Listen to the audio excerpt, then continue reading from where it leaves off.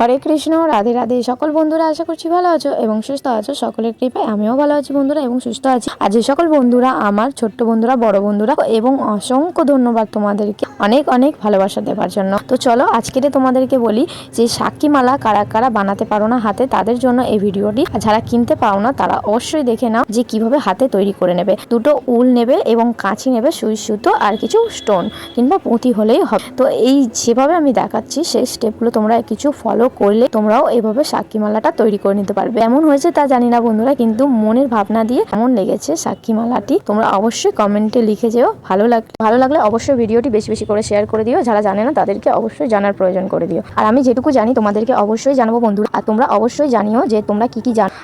আর যে সকল বন্ধুরা আমার চ্যানেলে নতুন আসছো তাদেরকে বলছি, আমার ডিসক্রিপশনে কিংবা আমি লিঙ্কে দিয়ে দেবো, সেসব ভিডিওগুলি তোমরা অবশ্যই গিয়ে দেখো। এই সমস্ত ভিডিও আমার আরও চ্যানেলে আছে। যে সমস্ত আমি রাধাকৃষ্ণের ড্রেস কিংবা গোপাল সোনার ড্রেস কিংবা আমি হার, যে সমস্ত জিনিস তৈরি করে থাকি নিজের হাতে, সেই সব ভিডিও আমি তোমাদেরকে অবশ্যই লিঙ্কে দিয়ে দেবো।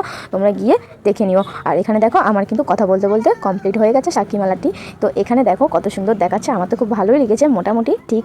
আর সাক্ষী মালাটা হচ্ছে মনে রাখার জন্য। এই সাক্ষী মালাটার ভিডিও আবার পরের নেক্সট ভিডিও আসবে।